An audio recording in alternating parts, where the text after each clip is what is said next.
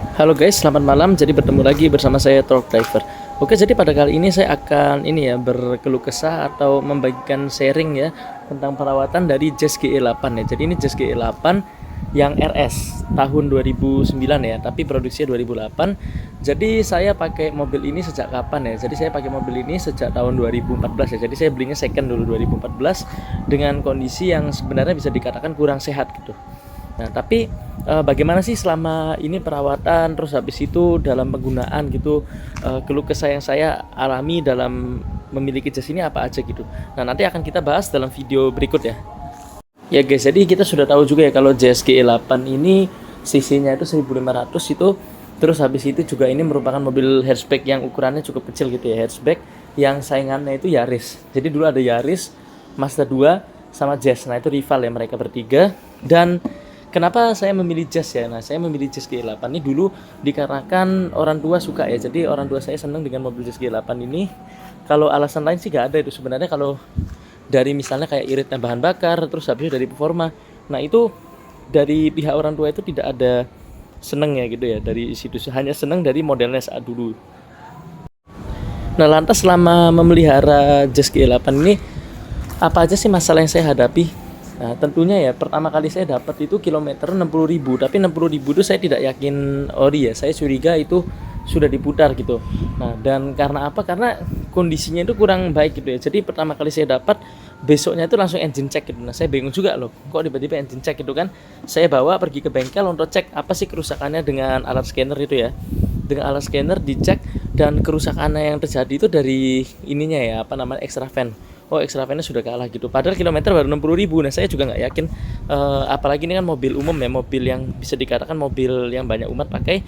Tapi kenapa bisa terjadi kerusakan yang bahasanya itu kayak parah gitu ya? Misalnya extra fan kena, terus ECT-nya sudah kena juga. Nah, ternyata setelah saya selidiki, saya cek di service record tuh, ternyata memang radiatornya pernah diganti ya, radiator pernah diganti, terus ECT-nya itu tidak terpasang dengan baik. Nah, otomatis ya akibatnya terjadi engine check itu. Terus habis itu suhu mesinnya untung sih pas itu belum terlalu naik gitu ya, karena saya cepet-cepet bawa ke bengkel. Saya orangnya parnoan ya, jadi kalau begitu ada kerusakan terjadi, begitu ada engine check, saya langsung cepet-cepet bawa ke bengkel, dan kerusakannya itu ECT-nya itu langsung kelihatan gitu ya. Nah, jadi ini menurut saya sih cukup berbahaya gitu ya. Nah, itu untuk awal-awal, tapi umumnya sih Jazz G8 tuh jarang sih mengalami penyakit seperti itu ya. Nah, terus habis saya dapat, saya juga banyak ngalami beberapa masalah dari kayak kaki ya. Kayak kaki itu langsung rusak. Saat kayak kaki rusak itu saya juga dulu tertipu sama bengkel ya, karena dulu saya itu sebenarnya tidak ada basic di mobil. Saya tidak penghobi mobil. Saat dulu itu saya bukan penghobi mobil, sehingga saya kena tipu. Saya saat dulu itu kena tipu dari kaki-kaki ya. Jadi kaki-kakinya itu kena gitu ya. Kaki-kaki dari mobilnya itu kena, terus saya ganti. Saat saya ganti dengan shockbreaker yang imitasi bahasanya gitu. Saya juga ditipu gitu, tapi kata orangnya ori gitu, dan dijual seharga ori. Ternyata saat dicek itu ini shockbreaker suntikan gitu. Nah, ya sudah, tapi ya gimana, anggap aja amal. Dan habis itu saya perbaiki lagi, saya beli sendiri shockbreakernya dari online. Saat dulu saya beli pakai merek ini ya, Bensco. Nah, itu sejak saat itu sih aman-aman aja ya, jadi mobil nggak mengalami aneh-aneh lagi gitu.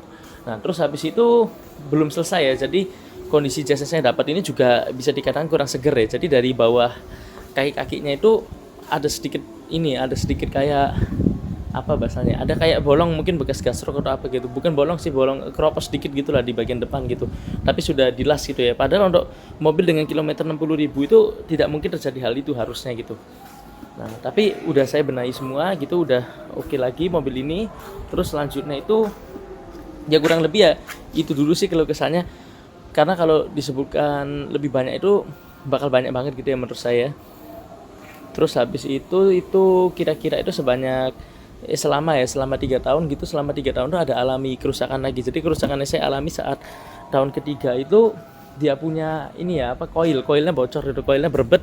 Jadi kalau jalan tuh kayak di lampu merah kayak mau mati-mati, dep dep dep dep dep dep gitu. Nah, jadi ini menurut saya cukup berbahaya gitu ya, tapi ya namanya gimana lagi ya.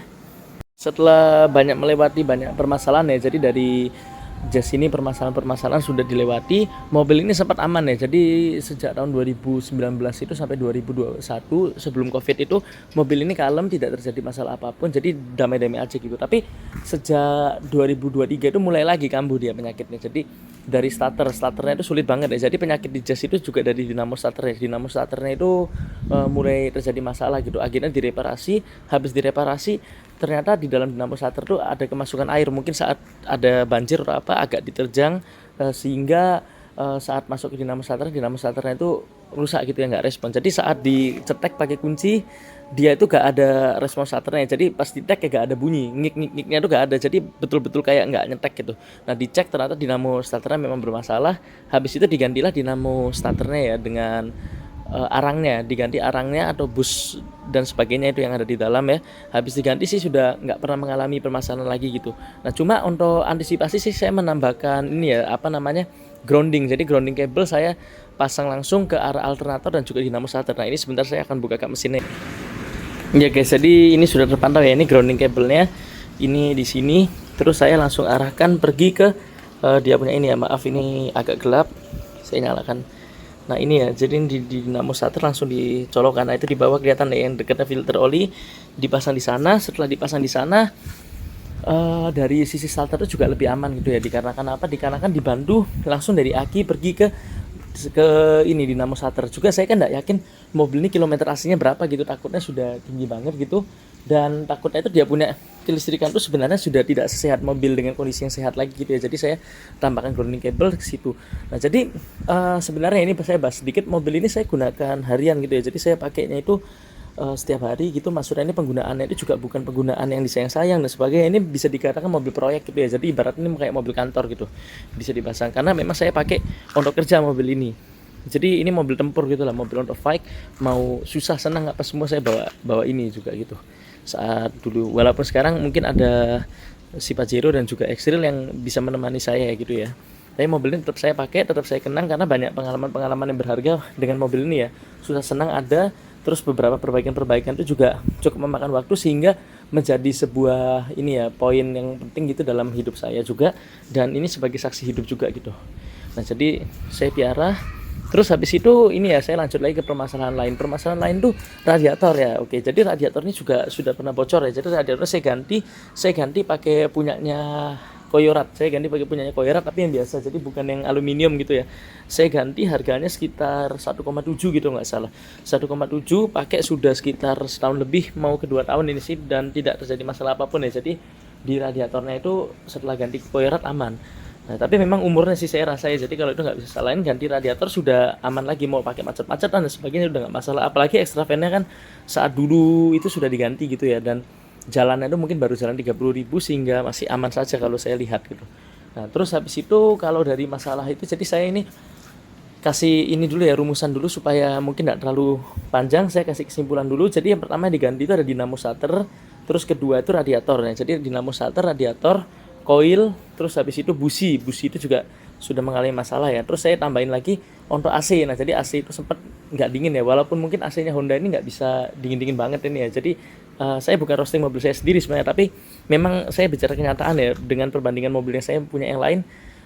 Walaupun dulu itu kelasnya itu juga sama, saya dulu pernah punya yang mobil yang kelasnya itu mirip-mirip kayak Jazz gitu, tapi saya nggak sebut namanya ya, itu jauh lebih dingin gitu dibandingkan dengan Jazz ini. Jazz ini AC-nya mau sehat tuh juga kurang. Ini jadi evaporator saya sudah ganti baru, expansionnya sudah ganti baru, tapi ya AC-nya gitu-gitu aja, filter AC apa lainnya juga baru, tapi ya tetap tidak bisa dikatakan dingin gitu ya. Tapi nggak apa-apa lah, anggap aja jadi penyakit tambahannya lagi, kerusakannya AC, radiator, kelistrikan kayak tadi. Ya kurang lebih gitu aja sih kerusakannya, nggak terlalu banyak gitu. Terus untuk perbaikan ya, maksudnya untuk perawatan dari spare part itu apakah terasa mahal gitu. Nah kalau dari yang saya lihat ya, jadi spare partnya Honda ini cukup mahal gitu ya. Kenapa cukup mahal? Karena untuk mobil kecil ini harga spare partnya itu bisa mirip-mirip dengan Toyota yang gede kayak Innova gitu misalnya ya. Padahal kan dari sisi kelas Innova juga lebih tinggi, terus dari sisi kenyamanan Innova lebih baik, dan rata-rata Innova itu jauh lebih baik dari segala sisi, kecuali dari mungkin kalau orang yang nggak suka mobil yang gede gitu ya. Tapi intinya sih kalau dari sisi apa namanya, ini saya bilang dari sisi mahalnya spare part itu cukup memakan biaya menurut saya. Jadi tidak bisa dikatakan murah kalau menurut saya gitu. Nah ini saya bicara terang-terangan aja, fair-fairan aja. Kalau mungkin ada salah kata, mohon maaf, jangan tersinggung dulu gitu ya guys ya. Karena ini sharing yang saya miliki, saya nggak ketipu bengkel, saya beli semua spare partnya itu beli sendiri, dan saya ini juga tidak awam di dunia spare part. Saya cek dengan harga spare partnya Honda ini memang melimpah, banyak dan mudah didapat, tetapi untuk harganya nggak bisa dikatakan murah gitu ya guys ya. Terus habis itu yang kedua ini dari body. Nah jadi setelah saya pakai lama banget gitu, dari sejak berapa tahun tuh, mungkin udah ada 10 tahun gitu ya, kurang lebih 10 tahun gitu. Apa aja sih kalau body part yang luar yang sudah mengalami kerusakan? Yang pertama dari lampu ya, ini lampu ini sudah kuning gitu, lampunya itu sempat kuning. Ini saya ganti baru, ini saya ganti pakai KW Taiwan ya, KW Taiwan sekitar 500.000 sudah kiri kanan, tapi bagus banget. Ini sudah sering dicakar anjing saya apa sebagainya, saya poles pakai kompon apa, tapi nggak kuning lagi ya. Mungkin terlalu cepat juga sih untuk saya katakan bagus gitu ya, karena umurnya masih singkat gitu. Tapi overall sih bagus-bagus saya sih dari lampu yang saya beli ini, walaupun punyanya Taiwan gitu ya. Saya beli cuma segitu aja, murah banget. Terus habis itu dari body ya saya poles-poles aja gitu. Saya paling cat ulang beberapa, kiri kanan dicat ulang.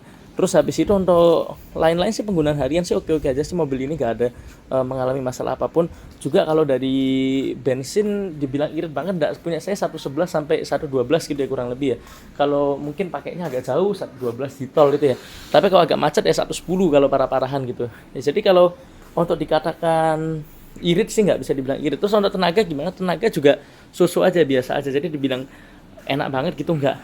Nah lantas kita lanjut membahas ini ya, kelebihan ya. Kalau kelebihan dari mobil ini, kenapa saya memilih mengambil ini, dikarenakan dari sisi ini ya, apa namanya, spare part. Karena kan Honda ini dikenal dengan spare partnya yang mudah gitu ya, otomatis saya ambil mobil ini dan saya kira awalnya murah. Nah tapi ya ternyata spare partnya tidak bisa dikatakan murah gitu ya guys ya. Nah terus habis itu kalau dari kelebihan lainnya apalagi ya, ukurannya kecil ya, ukurannya nggak terlalu gede, cukup kompak sehingga bisa dikatakan kalau mobil ini gampang gitu ya, lincah ya. Jadi mau kemana-mana, mau muter-muter tuh gampang semuanya gitu ya. Nah terus habis itu kalau kelebihan lainnya lagi apa ya? Kalau menurut saya kelebihannya itu dari ini ya, yang belakang ya. Jadi kalau saya bawa tamu tuh masih bisa nikmati ya. Nah ini kalau kita buka belakang ini lumayan gede room leg-nya ya. Room leg-nya ini untuk mobil hatchback itu cukup masuk akal. Ini walaupun kursi depan sudah dimajukan sudah dimundurkan banyak, tapi legroomnya ini masih cukup lapang gitu, jadi cukup nyaman untuk belakang gitu ya. Terus habis itu bagasinya juga gede guys, bagasinya gede dan memadai. Terus habis itu kalau dari feel kenyamanan sih kurang banget ini mobil ya menurut saya. Karena keras banget ya. Jadi shock breaker sudah baru, tapi mobil ini memang bawaannya itu agak keras gitu. Nah ini saya juga nambahin, saya ada tambah dia punya head unit jadi double din gitu, sehingga bisa memudahkan navigasi dan sebagainya gitu ya. Walaupun saya pakainya itu pakai merek murah aja gitu ya, saya lupa pakai merek apa, tapi pokoknya merek murah, DHD kalau nggak salah.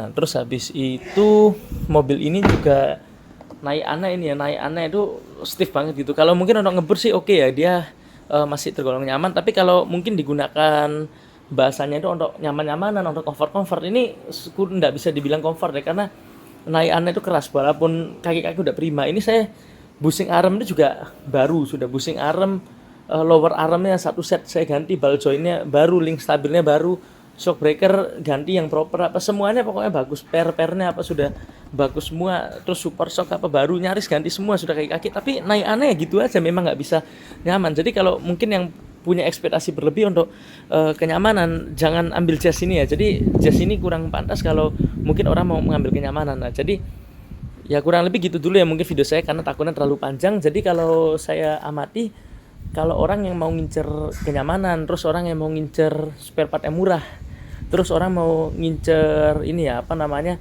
tahan banting gitu. Nah ini kalau bisa sebenarnya jangan ambil jazz ini ya, karena kurang tepat menurut saya memilih. Lebih baik mungkin kalau mau yang kuat itu kita bisa ambil mobil yang leather frame aja gitu, kalau memang mau ngincer kuat, nyaman. Tapi kalau mungkin orang yang masih mau ngincer model yang timeless gitu, modelnya timeless, desain atau bisa dikatakan bahasa sederhananya desainnya bagus itu, yang nggak lekang dimakan zaman, nah ini bisa lah ambil jazz. Jadi kalau mungkin yang mau modis bisa ambil jazz, tapi kalau mau yang nyaman, mau yang tahan banting, mau yang spare partnya murah, jangan jauh-jauh jangan ambil ini ya, karena harga second ini kan juga cukup mahal ya, bisa dapat leather frame tahun lama gitu, yang sebenarnya bisa dikatakan lebih tahan banting gitu. Terus belum lagi kalau dari sisi ini ya, apa namanya, maaf saya ada kelupaan tadi, kalau dari sisi mesin juga ya, ini suka bocor. Jadi seal crook asnya bocor, terus habis itu seal packing cover clapnya juga bocor, terus habis itu lain-lain tuh bocor-bocor oli itu juga banyak. Nah, kenapa walaupun banyak banget menurut saya kekurangannya saya amati ya, walaupun mungkin dari umur juga berpengaruh terhadap kelemahan-kelemahannya, tapi kok saya tetap keep mobil nih ya. Dan seperti saya sudah katakan, saya ada banyak ini ya, apa namanya, pengalaman-pengalaman yang dari mobil ini, terus banyak kenangan-kenangan dan sebagainya. Ya jadi saya tetap keep mobil nih. Tapi kalau dikatakan dari sisi kenyamanan apa sebagainya, saya big no ya saya bilang ya. Kalau model oke lah, modelnya menurut saya cukup ganteng ya memang Jazz ini ya, dibandingkan dengan kompetitornya. Mobil ini tidak tidak lekang dimakan zaman gitu, sangat bagus. Ya kurang lebih seperti itu saja sih keluh kesah yang saya alami gitu dalam memelihara Jazz selama bertahun-tahun ya, sejak ya kurangnya 2012 atau 2014 itu saya piaranya, lama banget pokoknya, sudah nyari 10 tahun lebih. Dan ya gitu sih kurang lebih sih, ini saya bicara secara fair dan nanti mungkin selanjutnya saya akan jabarkan lebih banyak tentang kelebihannya gitu. Oke, terima kasih, mohon maaf apabila ada salah kata. Jangan lupa subscribe dan like. Terima kasih.